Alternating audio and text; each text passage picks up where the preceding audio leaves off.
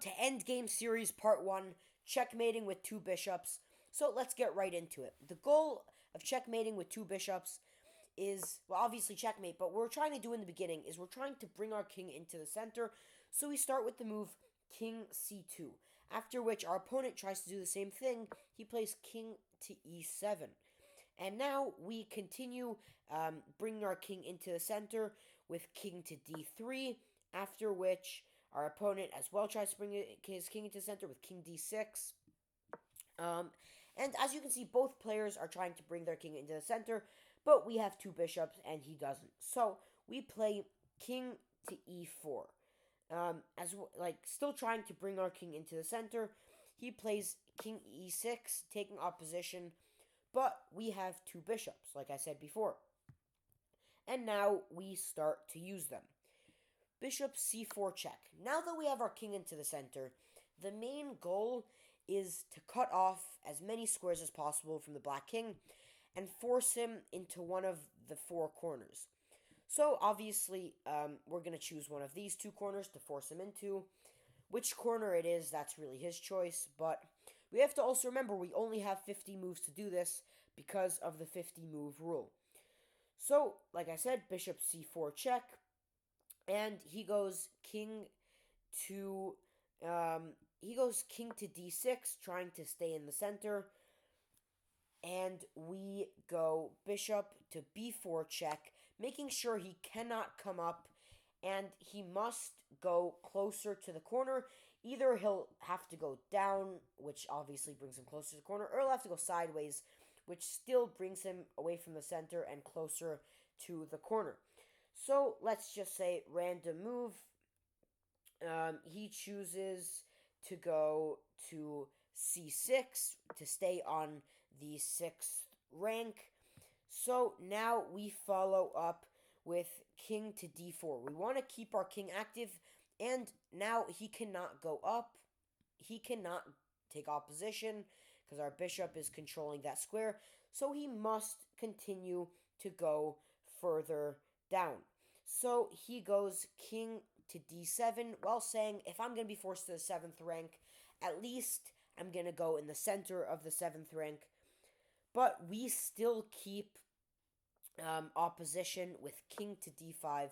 Obviously, he can't move up because of our bishop. He still can't go there.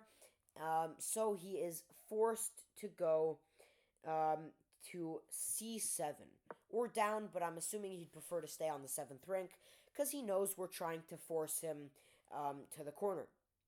Now we go bishop to c5, cutting off this square for him, making it that, even though it's not check, making it that either he has to go to d7, d8, right? Let's look at all the squares that are blocked off for the king. He can't go up, so he has to go somewhere like king to d7. And now we continue stopping him from moving with the move bishop to d6. Now, not only can he not move up, he cannot either move sideways. He is forced to move down. So he tries to stay in the center with king to e8.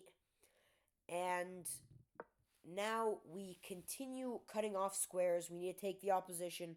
We go king to c6, taking diagonal opposition, and still not allowing him up because the bishop blocks this square, the other bishop blocks this square, and the king blocks this square. So now let's look at all the squares that are blocked off. These four squares are blocked off for the king, which leaves him forced to come to d8. We're holding 10 moves. We still have enough, and he's already on the bottom. He's already on the 8th rank. So now we go bishop to f7, saying, now you can't come back. Now let's look at all the squares that are blocked off for him. He can't go to any of these places, so he is yet again forced over here to c8. And so after which, right? After which, we go to e7, saying we're going to keep with this idea of blocking off squares. Now, yet again, it's the same thing. These squares are all blocked off for our opponent's king, so he is forced to go to b8. He is forced to go to b8, and now, obviously, we don't try to bring our bishops, otherwise he will escape. We have to take opposition, make sure he can never come off of the 8th rank. Now he is able to move back, of course, but now bishop to e6 check forces him right back, and now we really just have a very easy mate in 2 that I'm sure you guys can find, but I'll show it to you anyways. Bishop to d6, king to a8, and bishop to d5 checkmate. Make sure to hit that subscribe button and comment down below if there's any end games you want me to show. And thanks for 1,100 subscribers. I'll see you next time. Deep Rosen Chess signing off for now.